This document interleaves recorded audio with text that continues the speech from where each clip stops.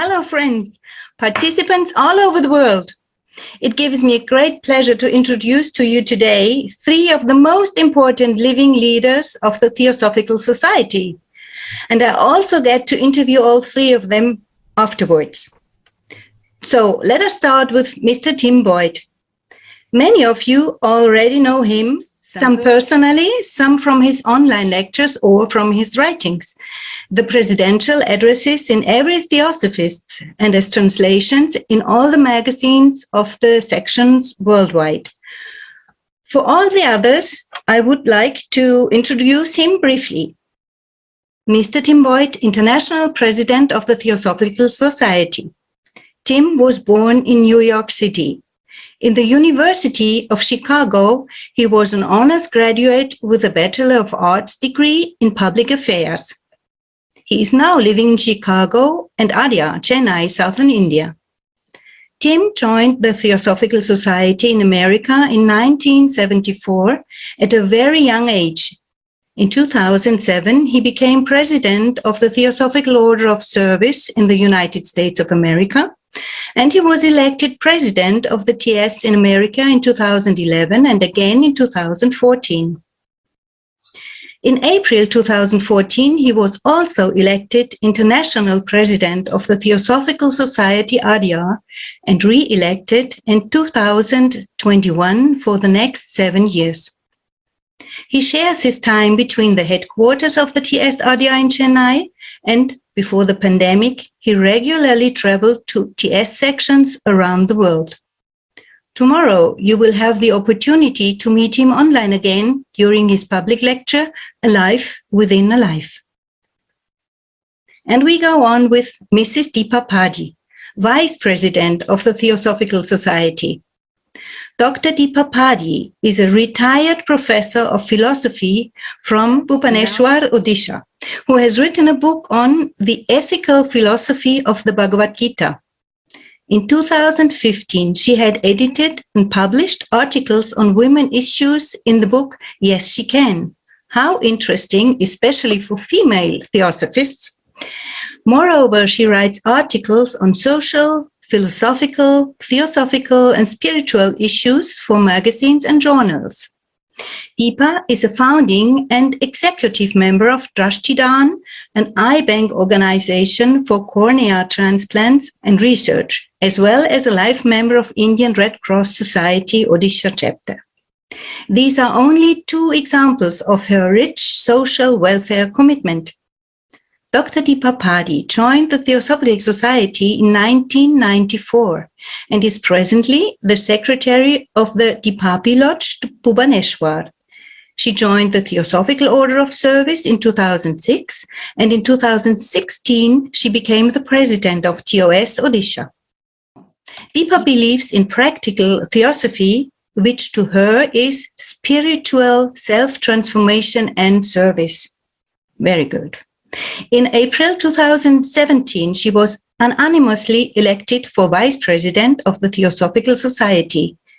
In 2013, Dr. Deepa Padhi spoke on transformational practices at the Summer National Convention of the TS in America. While there, she attended the International Conference of the TOS. That means many of our US members know her already personally, and Indian, of course. And it means she will be a competent interview partner today, too.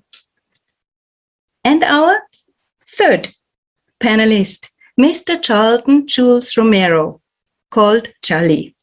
It's more easier. Chally is the General Secretary of the Theosophical Society in the Philippines. Chally is a third-generation Theosophist and is currently the National President and General Secretary of the TS of the Philippines. He is chairman of the Board of Trustees of Golden Link College Foundation, a theosophical school with various campuses all over the Philippines. He is also chairman of the Theosophical Order of Service Philippines and Green Earth Foundation Incorporation. And last but not least, he is also vice president of the TS Indo-Pacific Federation. Chally is a lawyer and law professor in various universities and colleges and also holds an MBA, a Master of Business Administration. Since years, Chally organizes weekly online meetings with lectures and meditations that have numerous regular listeners worldwide. So I could say that many of you already know him too. Well, let's start with the questions. The audience must be quite curious already. Our first question goes to Tim. Everyone has difficulties in their life, and these last couple of years have been especially difficult. What aspect of the Theosophical teachings have been most helpful to you in difficult times? Thank you, Manuela, for the introduction, and thank you for posing the question as well. I think very often when we are involved in such a thing as a consideration of the ageless wisdom, or when it becomes something very meaningful in our lives, we think in terms of the various teachings and their applications. Throughout the ageless wisdom body of knowledge, there are many, many things we can point to. But when we're talking specifically about this pandemic experience, obviously it's something that's been very difficult, not just in terms of losses of people that we know or illness to ourselves and others. Just in talking to people within the Theosophical Society itself, one of the things that I think was very difficult for many was the initial phase where there was such isolation from others. I think as human beings, we look for connections, we require connections. And so particularly for people who were alone, whose children may have left the house, it was something that was extremely difficult. Whether you know the teachings about meditation, or whether you know about all the various aspects of the personality, it still posed significant problems. I was fortunate in my isolation phase in that I was isolated with my family. For some, that's less fortunate than for others. I have said that it's a wonderful thing to be in isolation with people that you love, but it also helps to like them. So I had both things going. But I think for me, the most, if you could call it a teaching, the most profound help during all of this was this whole idea, practice, just fact of the value of love.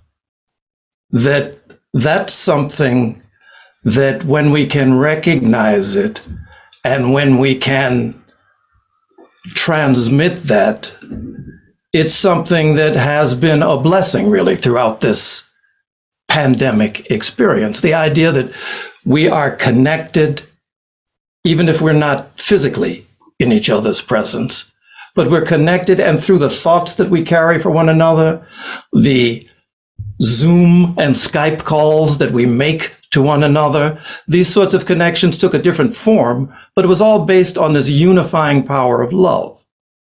And so if I had to choose something as a teaching or aspect of the ageless wisdom, that would be it.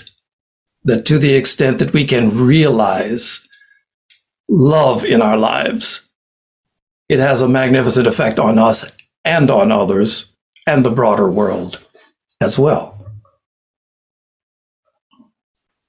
Thank you, Tim.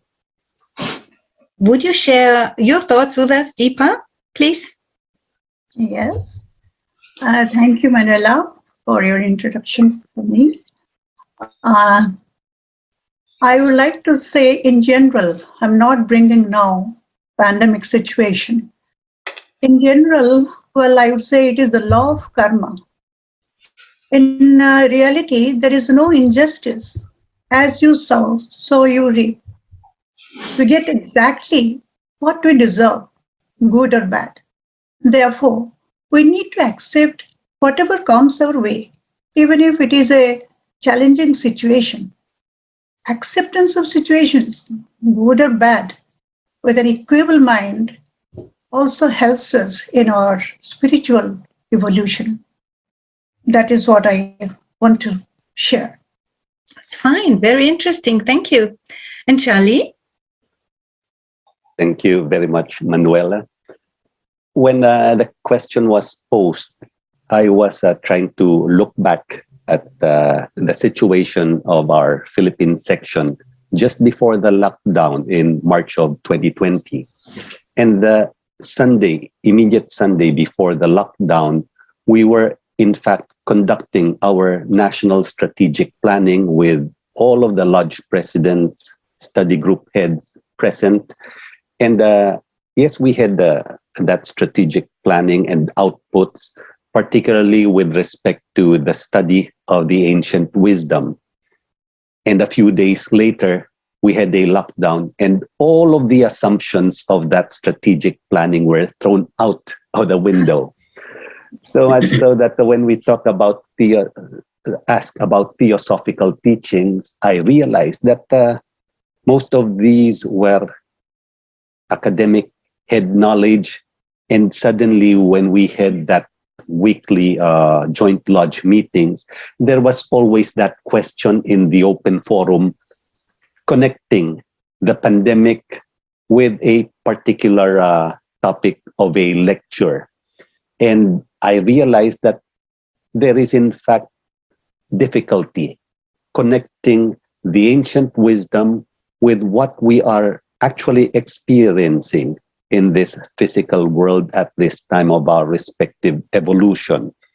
So it has been a year of learning, and as Tim mentioned, we suddenly realize that there are equally opportunities brought about by this pandemic. Despite the lockdowns, we have connected with each other.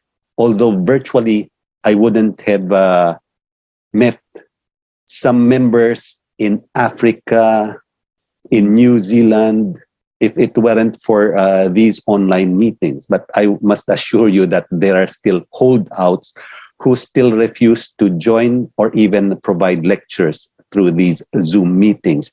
But we are able to realize that we can still connect, that human need for a connection, even though virtually, is very important. So much so that I may have bitten more than I could chew when we started with these joint lodge meetings. It was weekly, just to keep members busy. And suddenly we had different variants. The pandemic has been extended. So each week is an event in itself, inviting, but it has connected all of us. But we also realize that although we are weathering the same storm or hurricane, we ride different boats. Some of us are on yachts, are on cruise liners. Some of us are floating on mere canoes. Some of us need to be thrown a lifesaver. And Deepa is into women's welfare.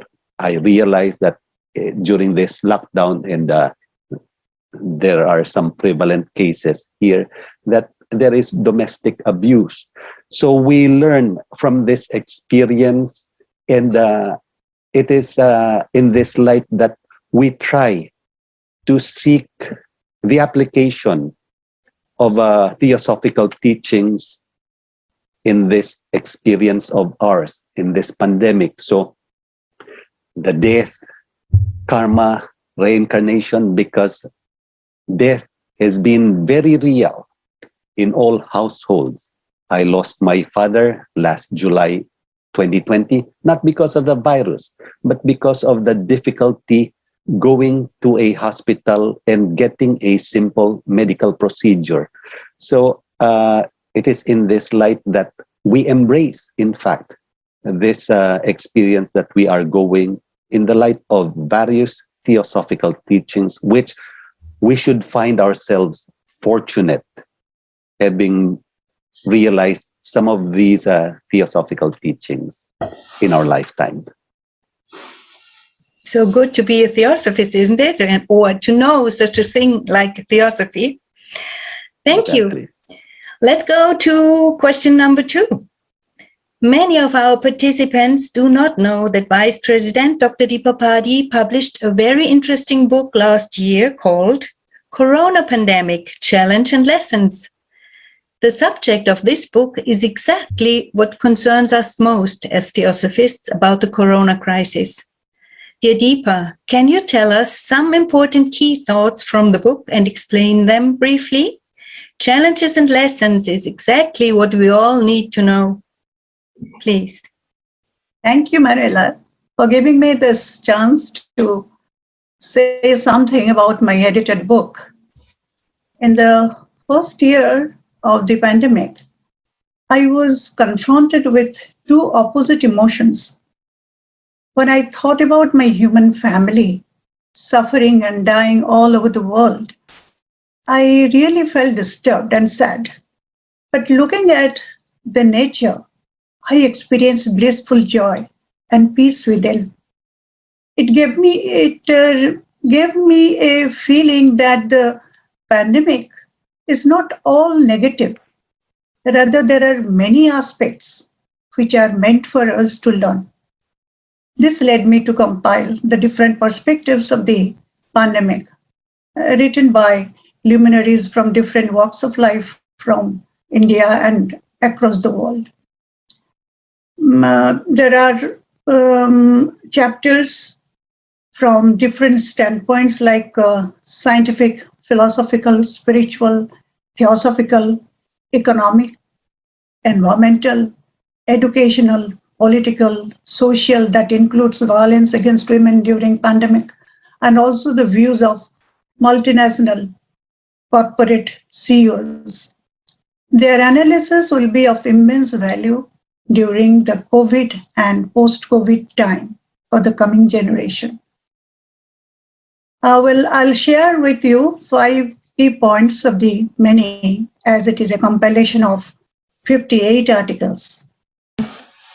Number 1 is, arrogant humans always think too great of themselves. But there is a tiny microorganism called coronavirus that turned the human kingdom upside down. This reveals the truth that all are equal. There is nothing low or high, small or big. The earth is an ecosystem that rules and maintains itself. Imbalance in it will definitely cause disaster. Number 2, it is for the first time that we all are experiencing the Upanishadic saying of Vasudeva Kutumbakam as members of one human family. Though people are residing in their respective homes, one feels a deep sense of togetherness during this pandemic. This gave us the courage and hope for joining together to resolve the problem of coronavirus. Third, humanity should learn a lesson from his own greed, pride, selfishness, jealousy, misplaced ambitions, and abuse of various types. These are the causes accumulated over a long period of times. They have become a part of our prarabdha karma. It had to explode one day, and it did happen in the form of coronavirus. These challenges are our own doings, and therefore we have to resolve them through suffering. Then fourth is, we need to understand that nature is our mother, our source, as well as resource. We have no right to exploit it for our pleasure. The value of other life forms are equally valuable as ours. It is time to understand the value of harmonious coexistence with all life forms on this planet. Therefore, there is urgent need to change our erroneous perception of ourselves and that of the world around. Next, fourth point, for the last 1.5 years, the religious institutions had been closed. Still, the world continued. It goes to show that God, in fact, resides within.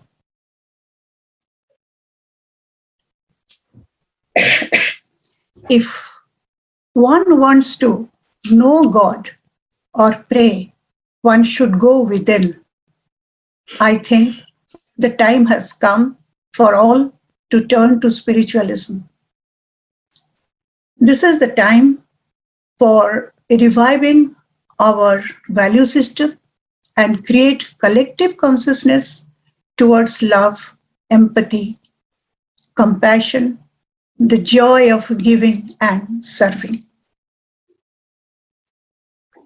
Wonderful. Thank you so much. Chally, I think you could share with us some thoughts too.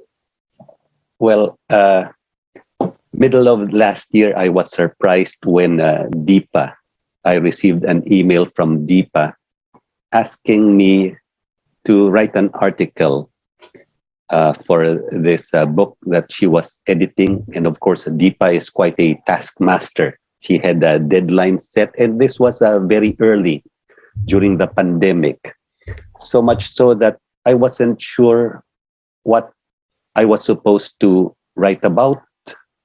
If I recall correctly, I wrote something about crisis management, but of course, nobody was an expert on a pandemic, much less the coronavirus at that time. So I was shooting blindly, and I complied with the requirement of Deepa, and I wasn't sure, but I felt that Deepa was onto something important.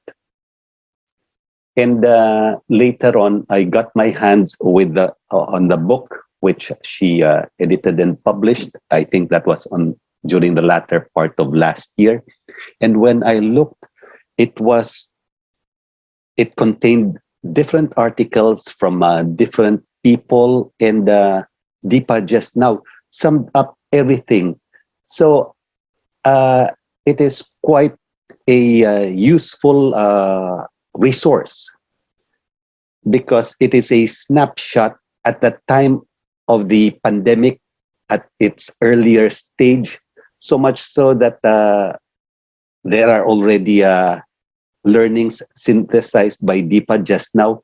But I am now encouraged to have a volume number 2, because right now, looking back at my article and having experienced all of these developments brought about by the pandemic, the grief, the joy, the opportunities brought about by the pandemic, I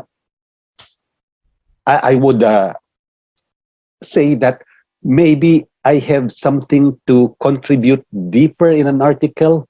That first article of mine was brought about by an ignorance of a pandemic, but now having matured, so to speak, and experiencing a lot of events, raw events that you wouldn't even encounter during a normal lifetime, has deepened one's understanding of life, of the teachings of the ancient wisdom, of human relations, and a lot of these things mentioned by Deepa, very enlightening. So with much reluctance, when I accepted that assignment, now I feel privileged to have contributed something to that effort. I'm sure it's a privilege and a wonderful one. Thank you. So next question, Tim, that's for you. Even though many may not want to hear it anymore, the pandemic lasts longer, despite a short-term easing. This seems to imply that the learning process is not yet over. What do you think we have to learn from the corona crisis? Yeah. But corona is probably one of the most recent crises. But it just does seem that in many respects, what we talk about as living a life is in many respects the progressive meeting of progressive crises. I mean, from the age of an infant all the way up to the time of passing, there's one crisis after another.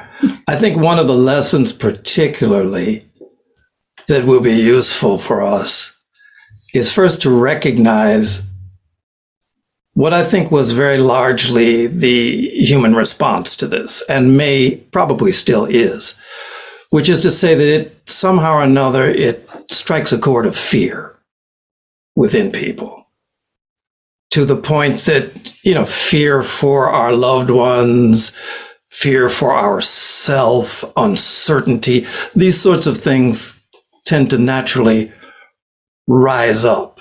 And in many cases, it becomes like the dominant emotion, where if we go too deeply down that avenue, then it becomes sort of the opposite of even what we're looking for in life, where we're looking to separate ourselves from others, to build walls of protection around ourselves, to mask ourselves from others.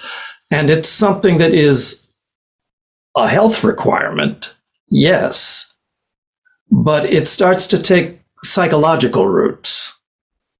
And those are the sorts of things that I do believe we have to be vigilant just to counteract. You behave intelligently, yes. But I think one of the challenges is to learn to create community in the face of influences that would push us toward division, toward separation. And so that's a challenge, of course.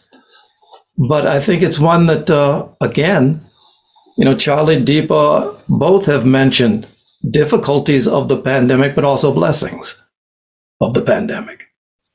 If we don't have a challenge, I think, in a way, it's unfortunate, but I think as human beings, we rise and are more responsive to crisis than we are to comfort. You would hope it would be the other way around. But we tend to mobilize our forces, focus our inner resources when faced with a need. This is a need, but it can also become something that can apply beyond just the corona moment.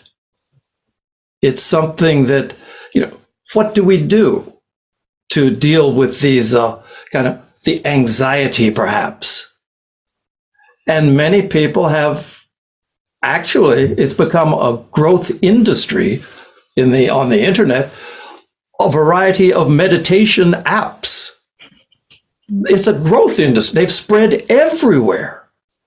And it's like a business model. It's everywhere you look. And this is a very good thing.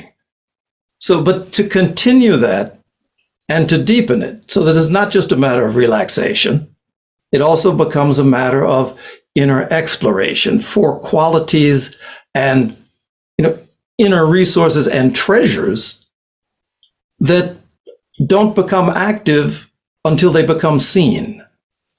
And so it's only, it seems, when we're pushed to the wall that we actively draw on those things. So for that, this pandemic has been great. Very interesting. Thank you. Very important. Do you have something to add, Deepa or Chally, to this question? Yes, I can. Yes, please.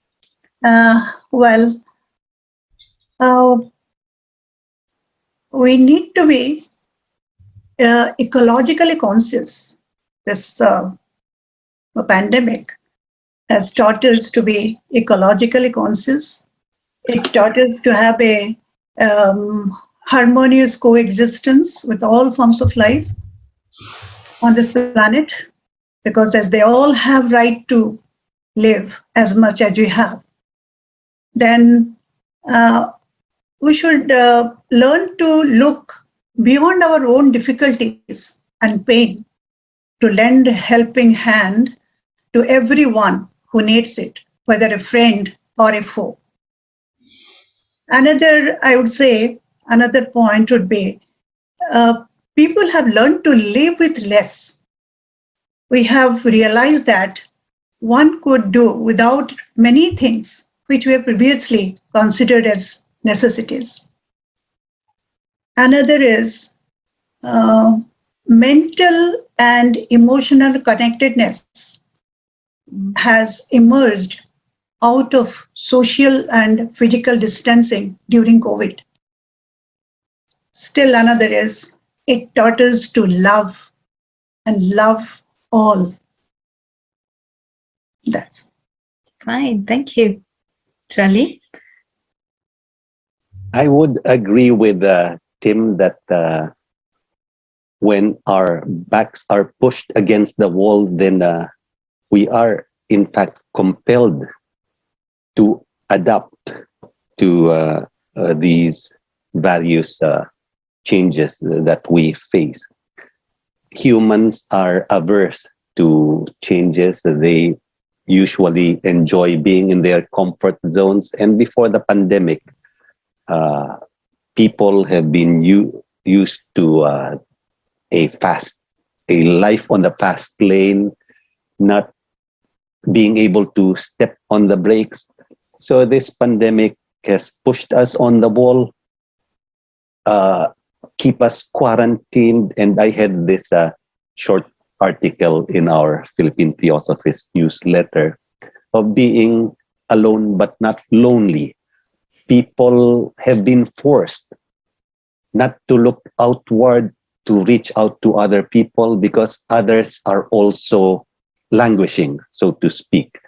So people are now forced to look inside them, draw within that inner strength, and maybe realize, as at least in the theosophical teachings, and again, that is our advantage, unique advantage of a theosophist, realizing that when they look within, maybe they find that divine spark, and acknowledging that that divine spark is present in all, and we are connected in that way, so much so that we need not look out physically, reach out physically, but introspectively, we realize the oneness, and that provides the impetus to maybe do some service work in spite of this pandemic.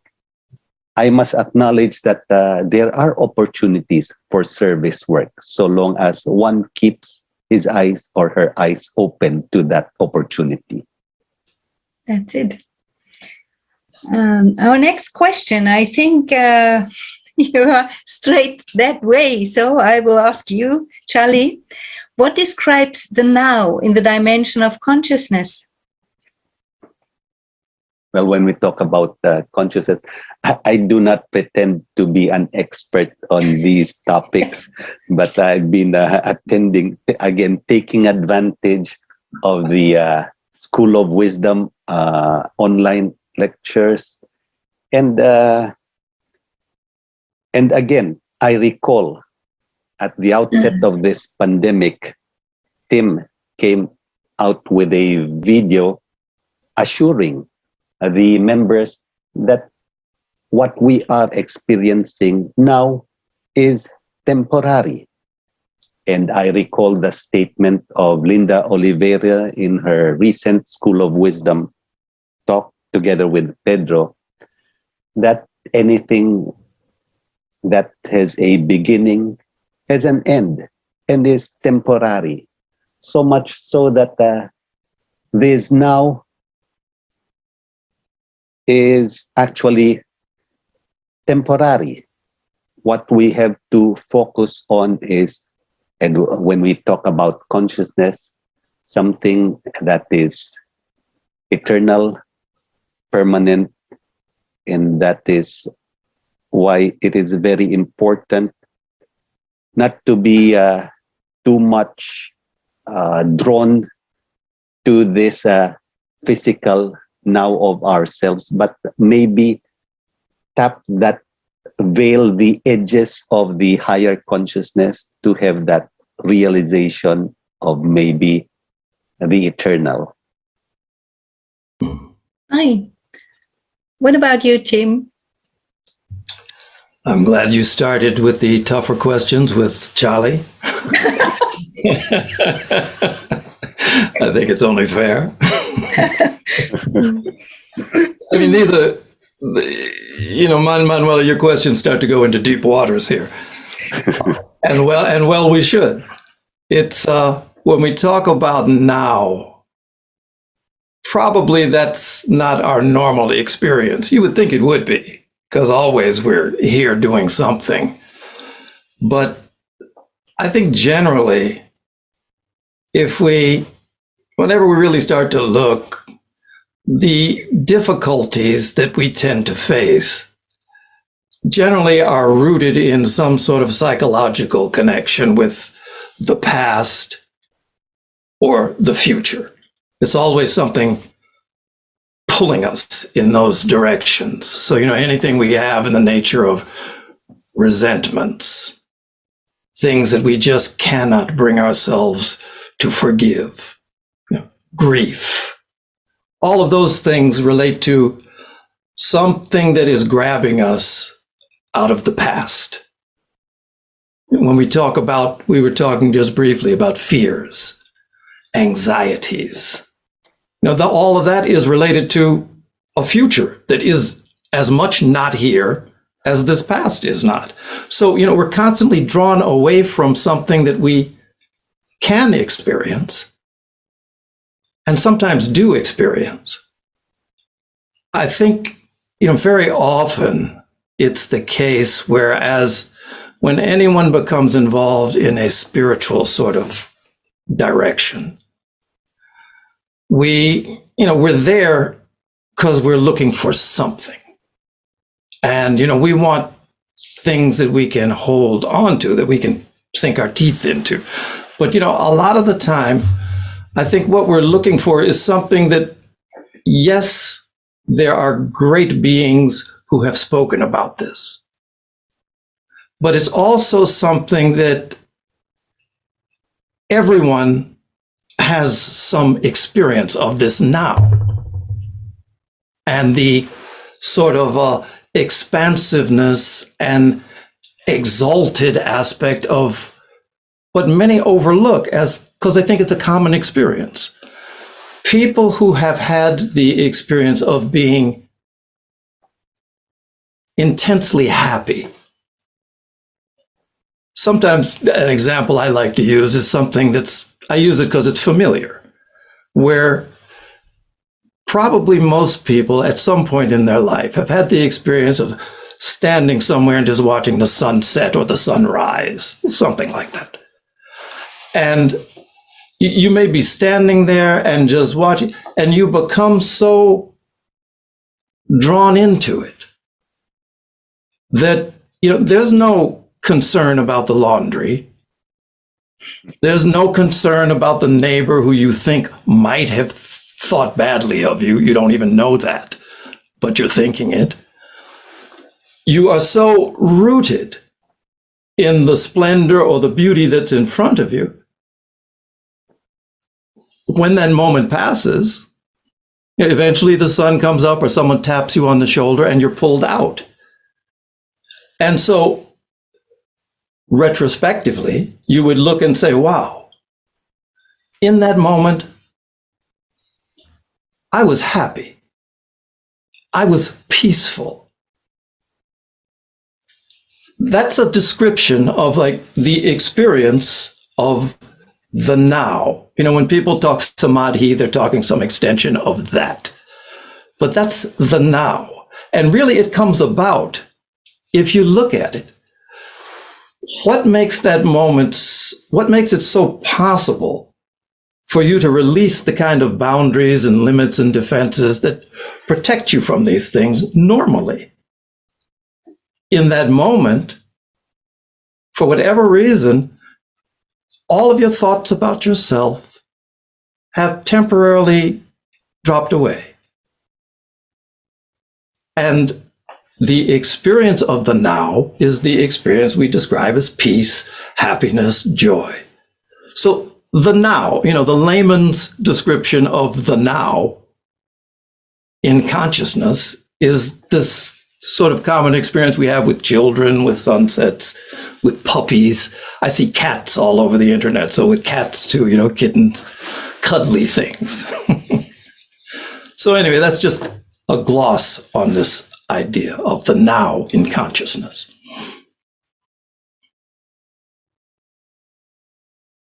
Very nice. You explain it like, or I feel to be with you in that dimension. You with your hand and wonderful. Thank you so much, Deepa. I'm sure you may contribute something too. Yes. The reality of now can be understood in the context of fifth dimension of consciousness. The purpose of the fifth dimension of consciousness is the growth of soul, or you can say self-realization.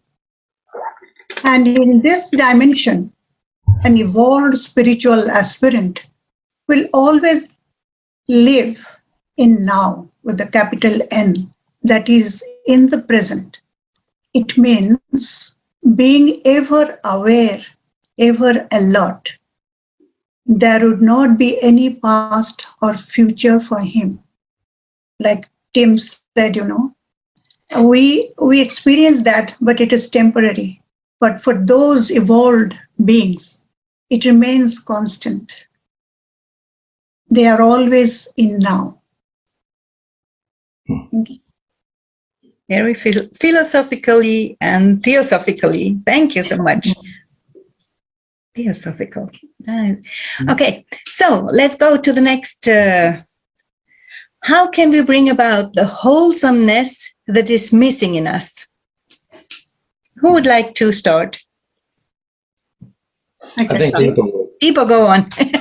Please go on.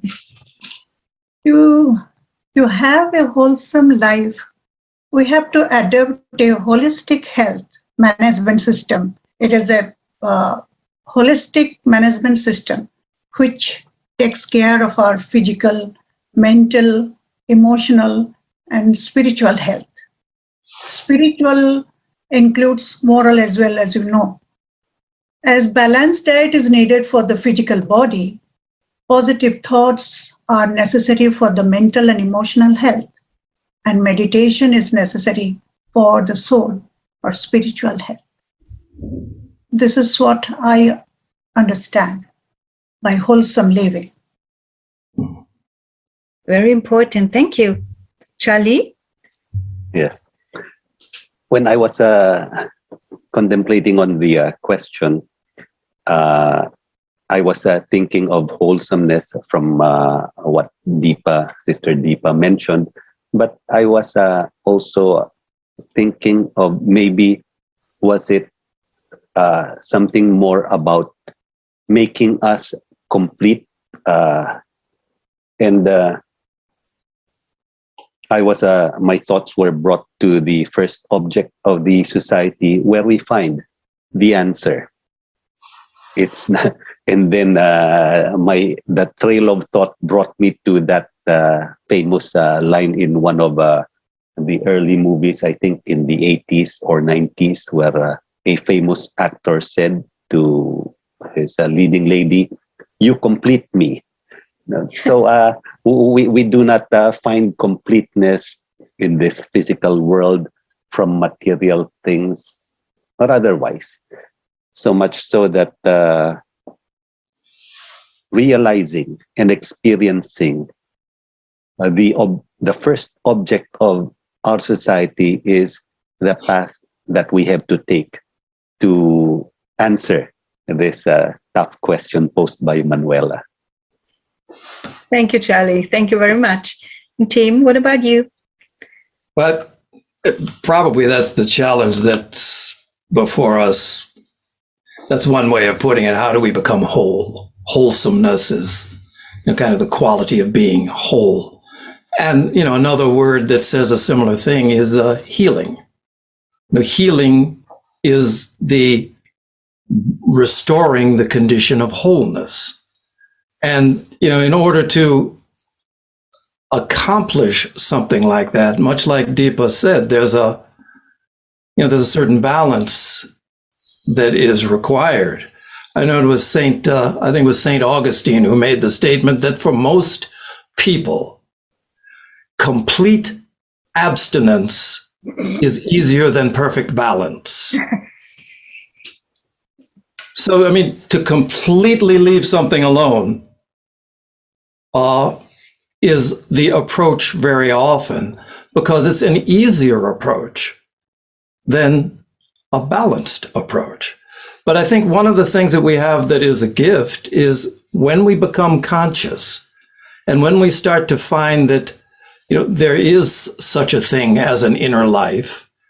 And as we start to become more familiar with the terrain of that through meditation or whatever our practices may be, we start to recognize that part of this whole journey is, first of all, it's all experimental.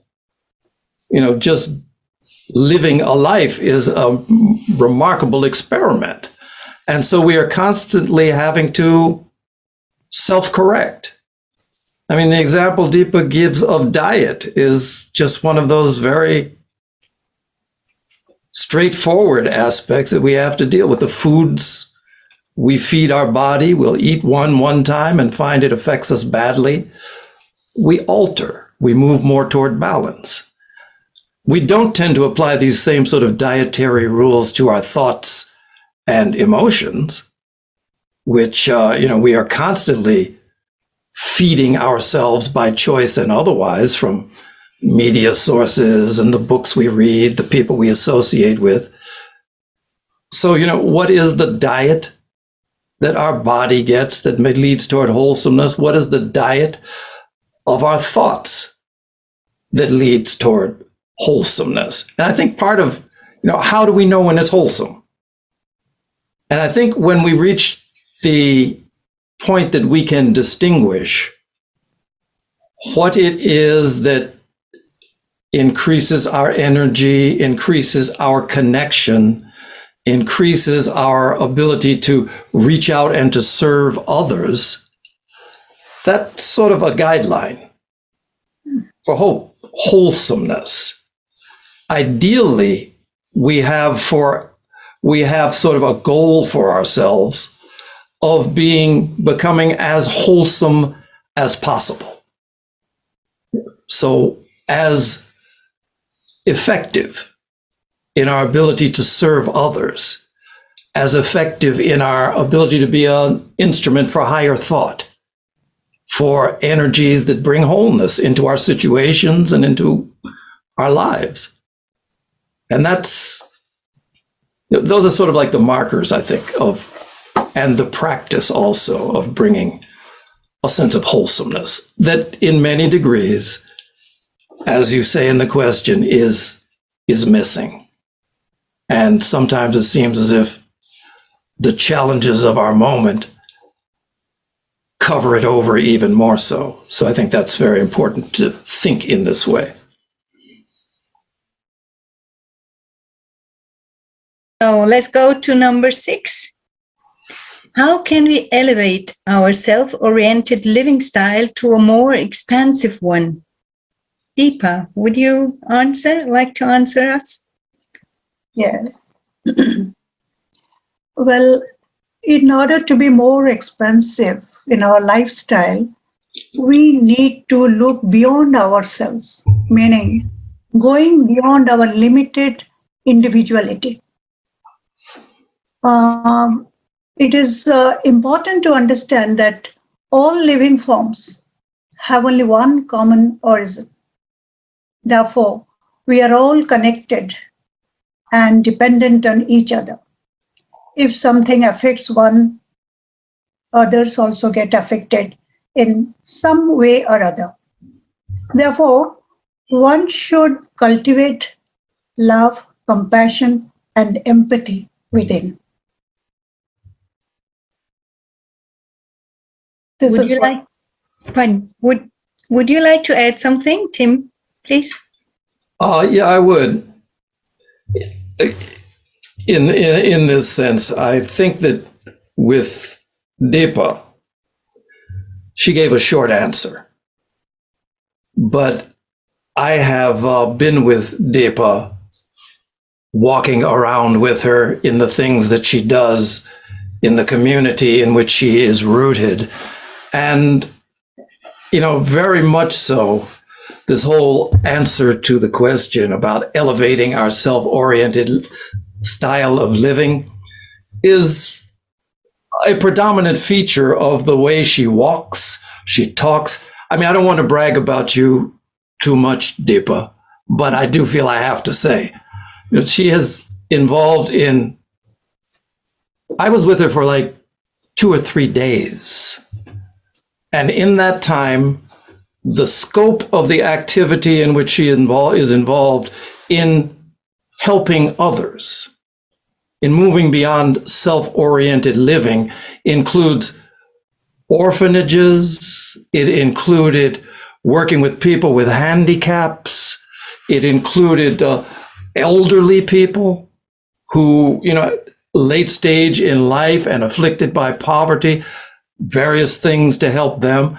Along the way, she also edits the occasional book. I don't know where she finds time, but these are the sorts of things that move toward. It's easier to get out of yourself when you can focus on the need and the suffering of others. And it's also a spiritual practice. So, I think Deepa is exemplary of that. And I didn't even talk about women's issues.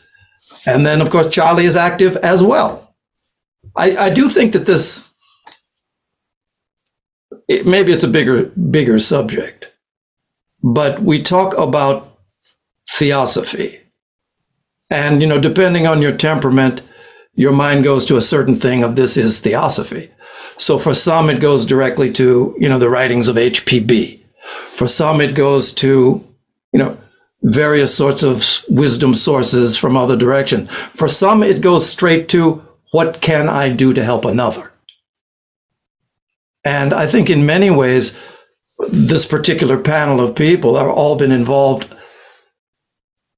very, very profoundly in that sort of perspective of theosophy. And it's a practice as well as a service. The two aren't separable, is what I'm saying. You're right. I did not know where to start and where to stop with her bio. It goes on. And she said, and I said, which to her is spiritual self-transformation and service, isn't it? That's Deepa. Please, Chally. Thank you. Yes, I agree very much. And what Tim mentioned, going around with Deepa for 2 days, I think it is focusing outside of our respective cocoons that we elevate ourselves. Let me take it in the context of education. First, from my perspective, I've taught in exclusive Christian Catholic schools where students are chauffeured. And then I've taught in schools where children are absent, scholars are absent because they have to do the house chores. They are the breadwinners, minor children, breadwinners for the family. So in that context, I also take the advantage to have our respective students immersed in different kinds of environment, such as I recall when I had my immersion program as a paralegal, there was once upon a time this garbage dump in the center of Metro Manila called the Smoky Mountain. It was a mountain because of all the garbage dumped there. And it was smoky because of the methane gases coming out of the decomposing garbage. And part of my immersion program was to experience the life of those dwelling on smoky mountains, because they were urban settlers with various, primarily they're from, at least from the legal perspective, were housing, shelter. So we were thrown by our mentors to be immersed in that environment. And we had to go through that mountain of garbage, so much so that I recall when I went home, my father asked our house help to burn all my clothes. Mm-hmm. But that was a learning experience, and I think immersing oneself, going around to other communities outside of your comfortable cocoon will provide that useful instruction, and hopefully spark that compassion. Thank you, Chally. Thank you very much. Now, I don't know whether we have still time for another question. Perhaps we can answer briefly. In your opinion, are there ways to foster or accelerate the development of consciousness? If so, do you have any specific suggestion regarding authors, books, or exercises that might be helpful? Deepa, please. You are the author. There are ways to accelerate the development of consciousness. But for that, one strong willpower and spiritual discipline is necessary. One has to prepare the ground through meditation, studies, and service, and then seek for a guide who has gone through the process and is self-realized. Sometimes masters help in a subtle way. This is my opinion. Thank you. Tim? I think there's not much more I could add to it than what Deepa said. I do think the idea of preparing the foundation is absolutely vital. I have known when you get in this thing and you're here involved for a while, you run across all sorts of things, but you have, many people just feel like you dive into a meditation practice, a breathing practice. But unless you have done the initial work of some degree of acquainting yourself with high thought, some degree of experimenting with quiet, and then the all-important aspect that puts it all into perspective, of course, is the service aspect. So, those basic building blocks, you continue with them, and as the foundation becomes more and more solid, then you find that there's all sorts of realizations that will just naturally come to you. Thank you. Chally? Sometimes I avoid that word accelerate. I would rather have things evolve as they should come naturally. I think what we have to emphasize, as mentioned by Sister Deepa and Brother Tim, is the preparation. I've encountered some people, how do we do astral projection? How do we move those kundalini and whatever? But I think the preparation part is should be underscored And that is the first part in the golden stairs, a clean life. You don't simply open your chakras or whatever and do astral projection. You most of the time we fail to mention about that purification aspect, not only of the physical but the various levels of consciousness. So we have to live well that first part of the golden stairs, a pure life. Thank you very much. And I found, for closing, two quotations of Charles Leadbeater. He's the one I think we can quotate here too. To hear the voice of the silence is to understand that from within comes the only true guidance. And the other one, our work as Theosophists is to help the whole forward, to push any part of the wheel. The life at all levels is the divine life. And if we are helping forward any part of that, we are helping the divine plan. Oh, my English, it's not better. May I thank you three, Tim, Deepa, and Chally, very much for your wonderful words, inspiring explanations, and personal experiences that you have shared with us. It was a great pleasure for me. And I also thank you, the audience, for your interest. Now it's time to hand over to President Timboit. Please, Tim. All right. Manuela asked that we might close with a brief meditation, so I will just ask you to sit comfortably in your seat or on the floor, wherever you are. If it's something that appeals to you, sometimes it is helpful to close the eyes and to just become aware of your breath, of the erectness of your spine, of your body.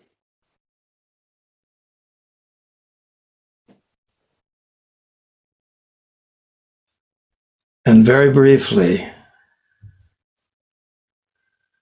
with that awareness, just the reminder that we are in one place, we are present in one time, we are here, we are now.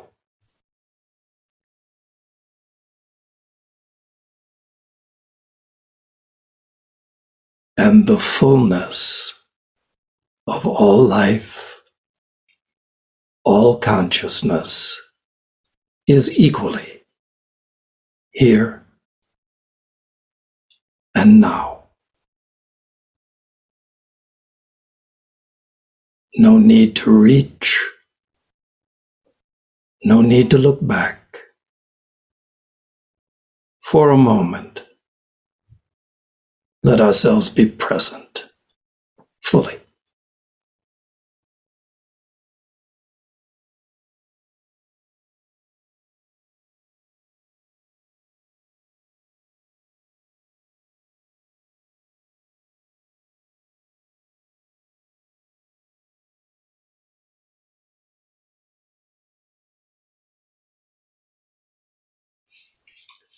Thank you. And thank you, Manuela, for guiding us through this process. Thank you. It was a great pleasure for me. Thank you.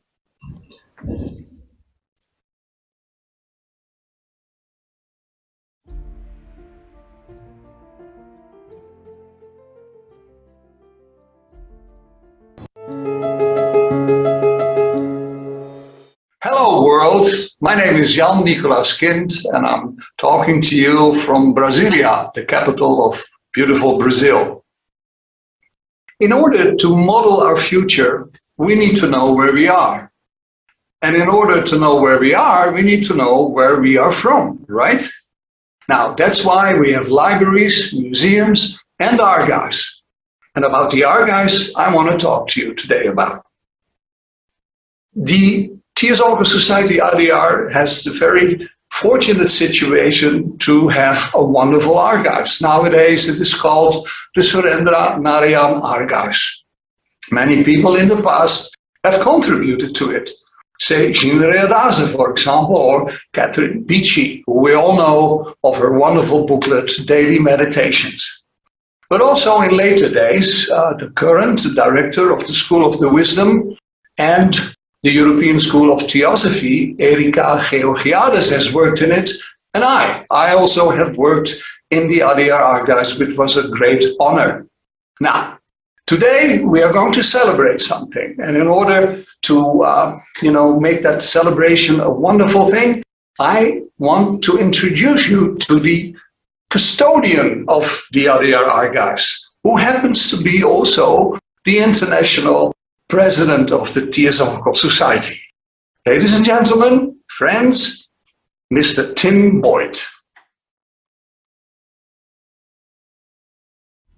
Well, hello, friends. I'd like to welcome you to this celebration and remembrance of our archives. Celebration of 100 years in existence. Although we're a little bit early with it, it was actually officially founded in February, on Foundation Day, February 17th of 1922. We thought during the course of this convention it would be well to share a retrospective about this archives while we're all here together. The Theosophical Society, as all of us are aware, has a very rich history. It was founded in 1875. So we're 146 years into this experiment that was initiated, that we have called the Theosophical Society. Certainly in its early days, there was little thought about an archives. In its early days, our founders and the early people within the Theosophical Society were really just strictly working to try and see if there was a place in the world for this experiment, for this theosophical work, for this Theosophical Society. Their focus was strictly on the present moment. And so as things progressed, 47 years later, in 1922, the Theosophical Society, it became clear that the TS was here to stay. At that point, there was the very industrious young person. At that time, he was a young person. Later on, he became the president, the international president of the Theosophical Society. But C. Jinnarajah Dasa, who had been exploring and excavating within all the various collected items that the Theosophical Society at that time had. Previously, before it was formalized as an archives, previously there were just many, many unexplored boxes from people, letters, articles, objects that had been collected over that time. By 1922, it was clear that this was a movement with a history. Over the course of the years, although the archives has always been located on the Adyar campus, over the course of the years it has shifted from various places within that campus. In 2019, we completed a new space specifically designed for the archives, as it exists today, and with a view for its future as far as we are able to see. So all of the sorts of things related to a modern functional archives we put into place. Temperature control, humidity control, all sorts of aspects for a functional archives were considered, and we have a beautiful home for that archives now. So the archives is more than just a repository for Theosophical Society memorabilia. With the growing recognition within the academic world of the Theosophical Society's influence and role in the growth and development of modern art, of contemporary spirituality, of global culture. There are threads of the Theosophical's influence that are being traced all around the world. The archives today have become not just something we can look upon proudly to view and study the Theosophical Society's history, but it has become a resource to academics, people seeking out degrees of various type authors all around the world. So it's something that we can really be proud of, this particular treasure that we have, and that now is, as it has been over the years, it is so well tended and shared. So we're thankful for the 100 years that this archives has officially been in existence, and we look forward to the next 100 years. Thank you, Timboit, for the commemorative address. Next, Ms. Jaishree Kannan, who is the head of the Surendra Naryan Archives, will present us views of the rich history of the archives at Adyar.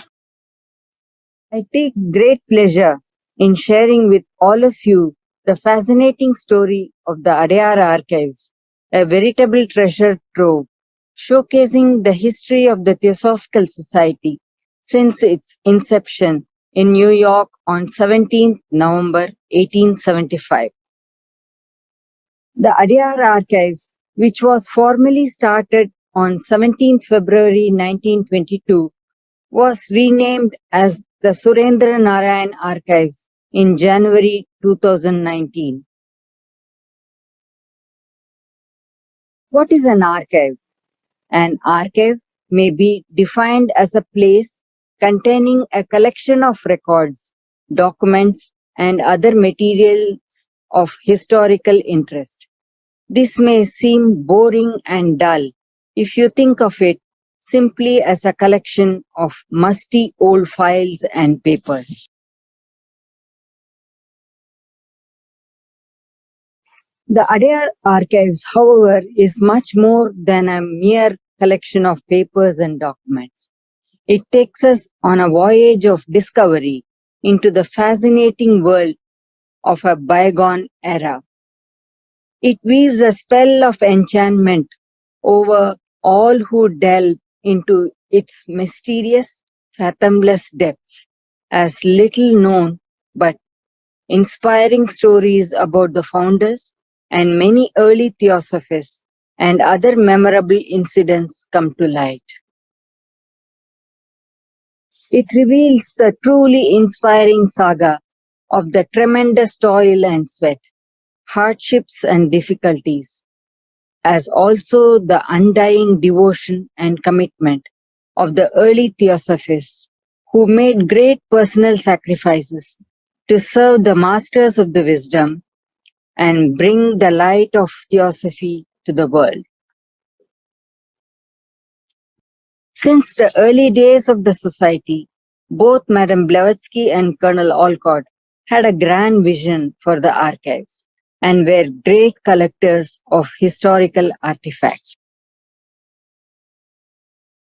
Colonel Olcott maintained a diary where he recorded day-to-day events, including notes on his extensive travels. This was later published as Old Diary Leaves in 6 volumes. Madame Blavatsky maintained voluminous scrapbooks, 32 in number. These included press reports on a wide variety of subjects of interest to her, which were painstakingly cut out and pasted onto the scrapbooks, often with doodles and astringent comments written by hand on the margin. All the international presidents have been custodians of the archives, and this practice continues till today. The fourth president of the TS, Mr. C. Jinaraj Dasa, was a prolific collector and a great curator.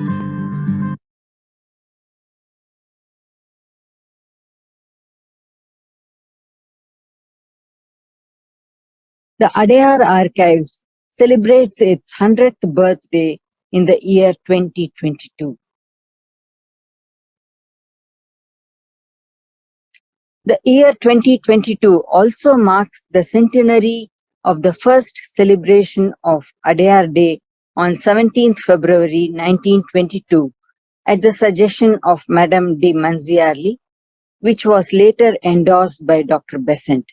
In addition to remembering and revering Adyar, this day was also intended to collect donations to support the work of the President at the international headquarters.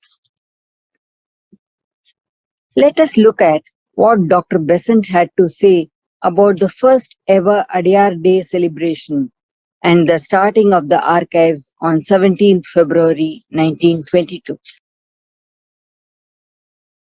About the Adyar Day celebration, Dr. Besant writes, and I quote, "We had our first Adyar Day according to Madame de Manziarly's suggestion.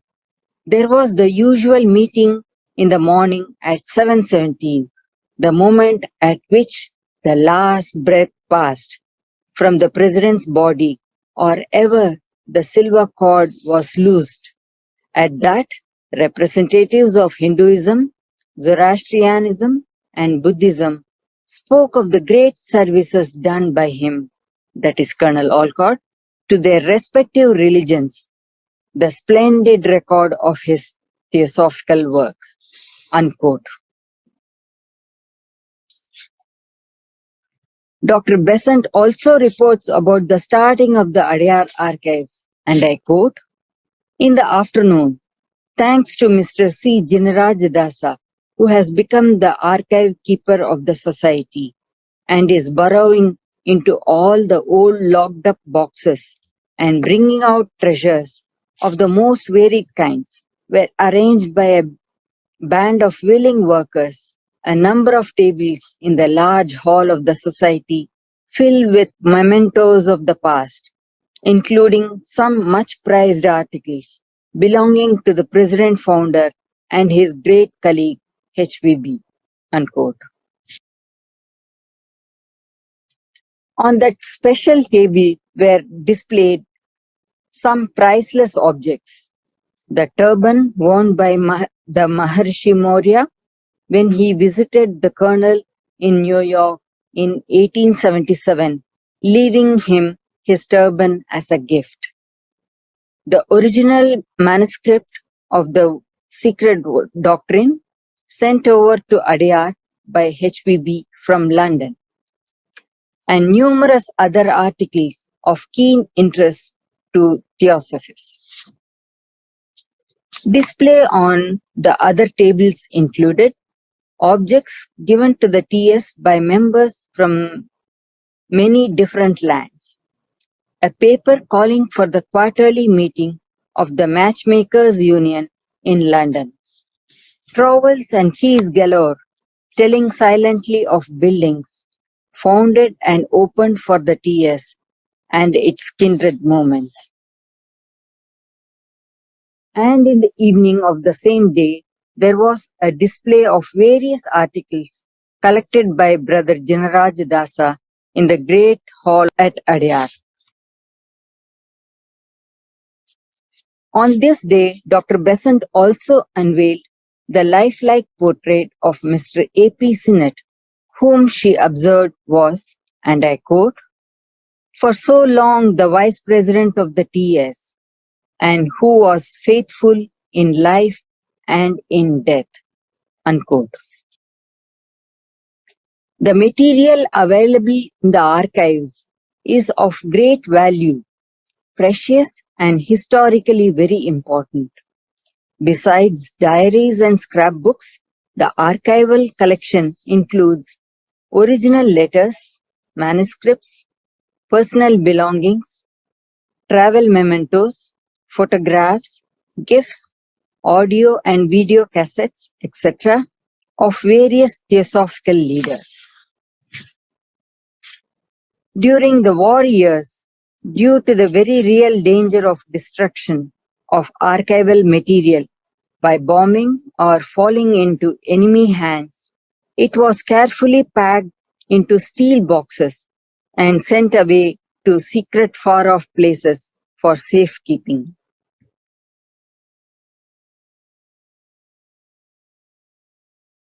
Many archivists, beginning with the early years since the formation of the TS, have done amazing work by systematically organizing the huge pile of documents, papers, and other memorabilia, ensuring that the more fragile objects were carefully preserved for posterity. In fact, the present-day archives owes its position as a valuable repository of early TS history entirely due to their untiring and truly stupendous efforts. Both Colonel Olcott and Madame Blavatsky were collectors of all kinds of records and objects. Colonel Olcott, in particular, left behind many trunks full of papers and documents, apart from the many treasures, old parchments, palm leaf manuscripts, etc., which today occupy pride of place in the Adyar library. Mr. C. Jinaraj Dasa was a very keen historian and curator, and the first systematic organization of the archival material happened under his supervision and guidance. He is credited with the discovery of the precious HPB scrapbook series, among other things. Mary K. Neff was an American theosophist who came to Adyar during Dr. Besant's presidency. She worked in the archives for 2 years, from 1927 to 29, and did substantial work in cataloging the materials. She was the first to prepare a comprehensive index of HPB's scrapbooks. In addition, she also prepared a chronology of the Mahatma letters, which she developed by reference to Colonel Olcott's diaries.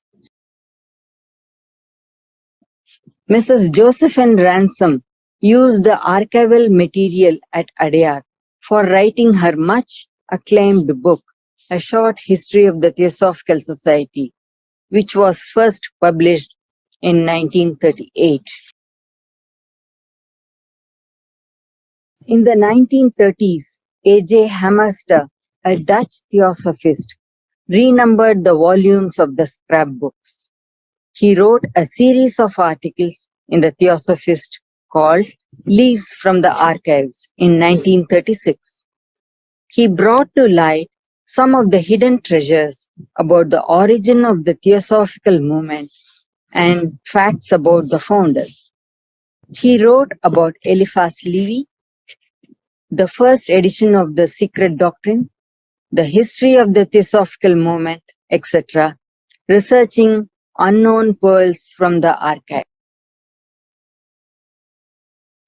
Boris de Zirkov, a relative of Madame Blavatsky, lived in the Point Loma community for many years. He was the editor of H.P. Blavatsky's collected writings and included some materials from the scrapbooks of HPB from the archives. Some of the archivists over the years.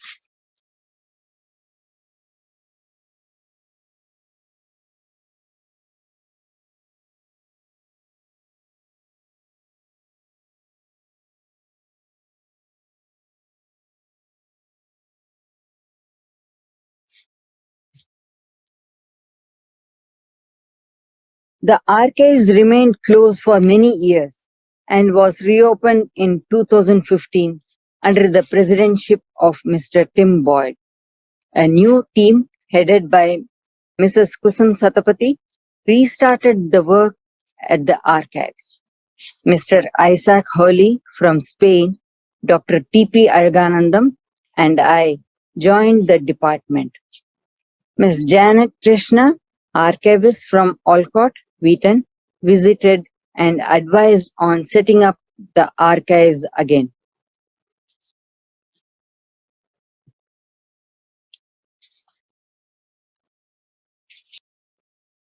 C. Jinaraj Dasa contributed a great deal to the enrichment of the Adyar archives through his many travels around the world and his detailed knowledge of Theosophical history.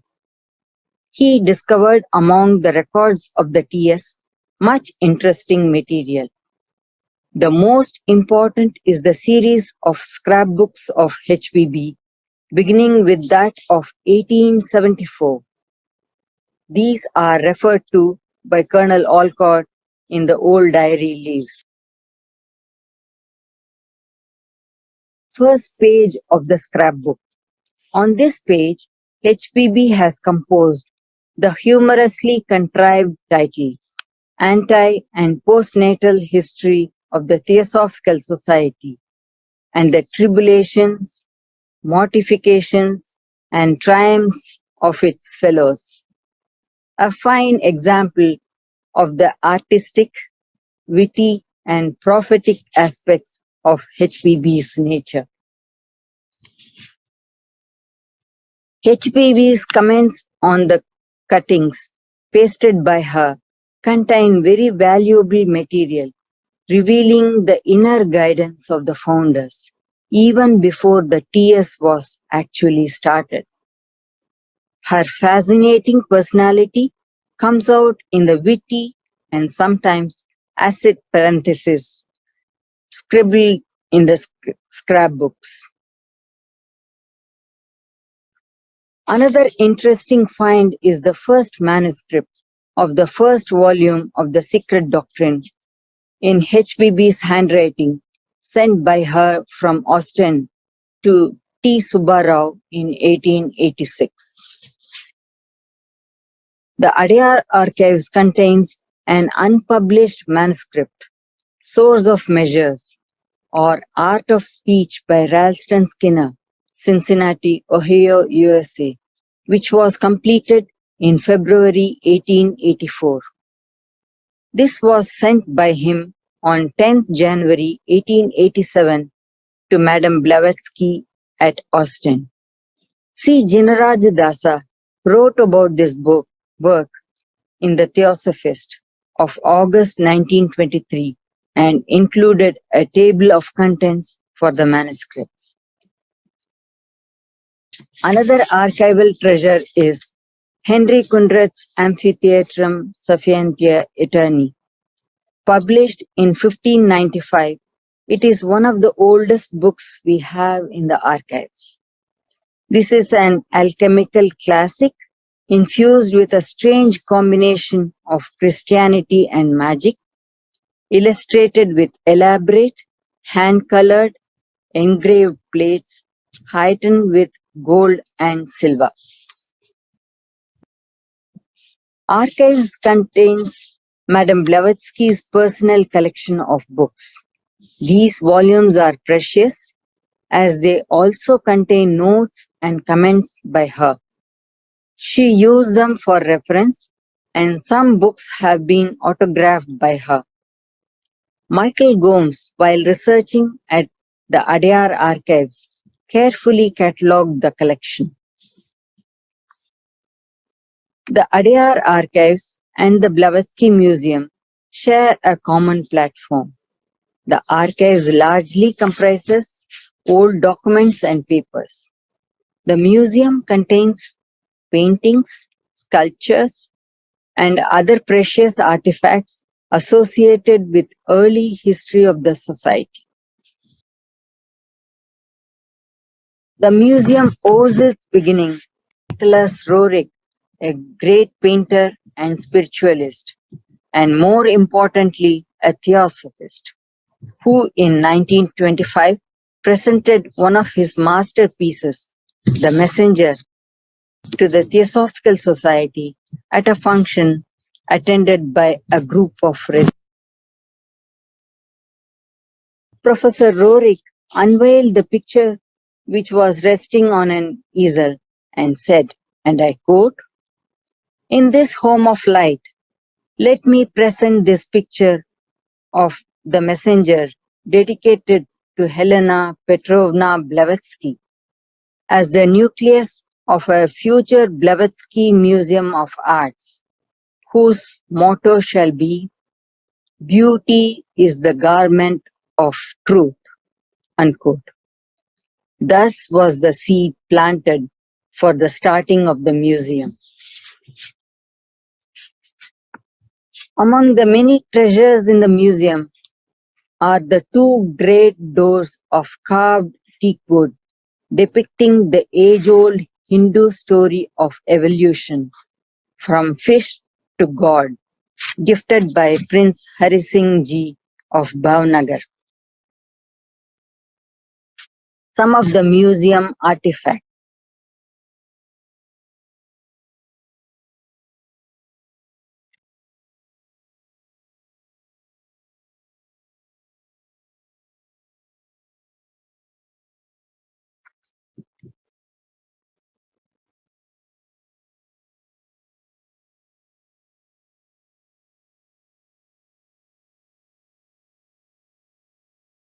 Some precious articles in the museum precipitated phenomenally by HPB.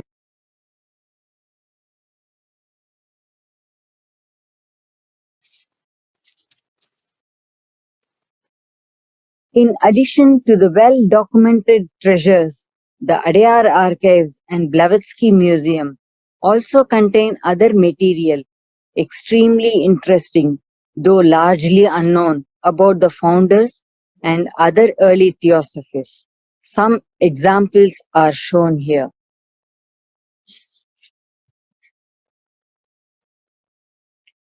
During 1975 Centenary Convention, a beautiful, informative and interesting souvenir listing some of the important exhibits stored in the archives was published. This included a reproduction of the first page of HPB's first scrapbook.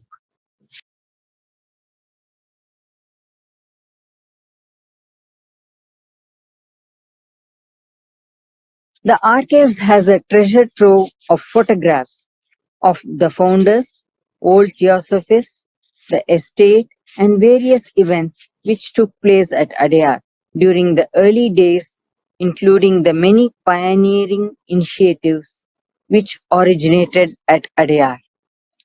These are a visual delight as they bring to life many famous personalities and happenings of an earlier era.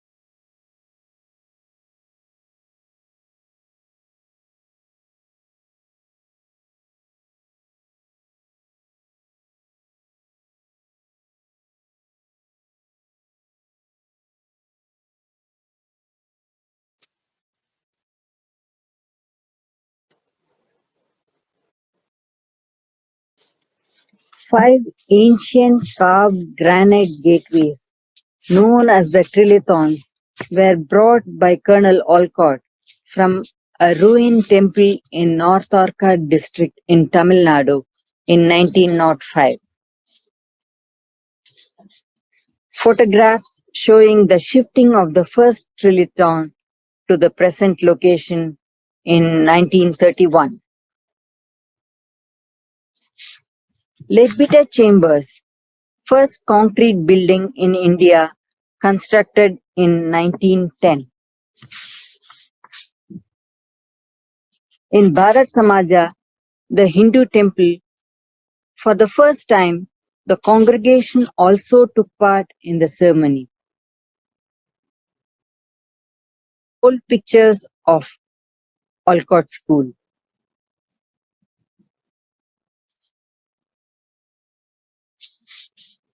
Midday meal scheme was started in India for the first time ever at Olcott School when Colonel Olcott realized that many poor children attended the school on an empty stomach. At Olcott School, personal hygiene was taught to the children with teachers, scouts and guides, giving them bath, combing their hair, etc. Annie Besant started the Scout movement in India, and Dr. Arundel too contributed significantly. Scouts and Guides group photos.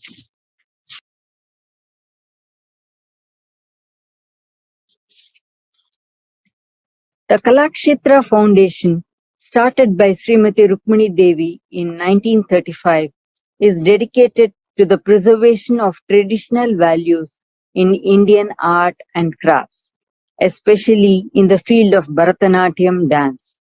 It was started in the Adyar Estate campus and later shifted to its present location in 1953. Srimati Radha Baniye, our former TS president, was one of the early students who learned dance from Srimati Rukmini Devi at the Kalakshetra Foundation. For many years during the convention, it has been the practice to have a themed exhibition, both at the museum and at the archives. The Great Banyan Audiovisual Center was launched with a view to sharing audiovisual material, including old documentaries from the archives.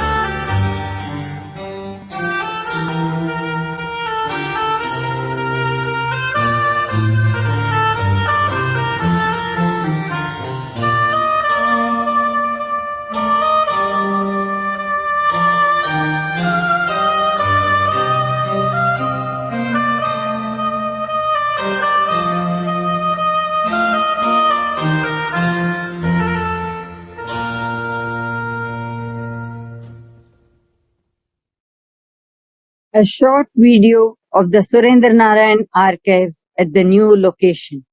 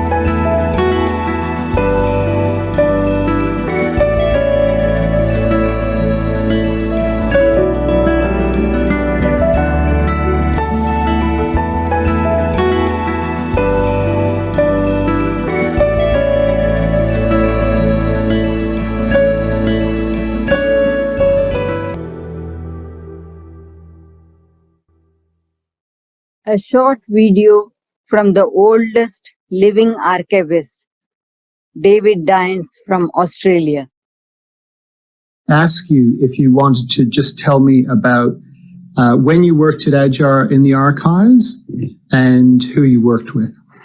Well, I was very happy to work in the archives of Adyar for the keeper of the archives, Zoltan Dialgopap, who had been a Hungarian general, and he'd gone to Adyar to work as a volunteer, and there he met this Peggy de Vogel van Gogh, who was also another volunteer from Indonesia, and he was so pleasant to work with. So, David, what years were you actually working in the archives in Adyar? What's the time frame? I remember rightly, it was 1964 to, it was for almost 3 years, 64, 65, 66, 67. 67, we came back to Sydney so our daughter Felicity could be born. Cecily wanted her doctor in Sydney. And so we came back, but she was very regretful. She loved Adyar. Yes. She Did really you did. like? She related. She got on so well with everybody. Thank you, David. I think that's probably a good place to stop. Cheers.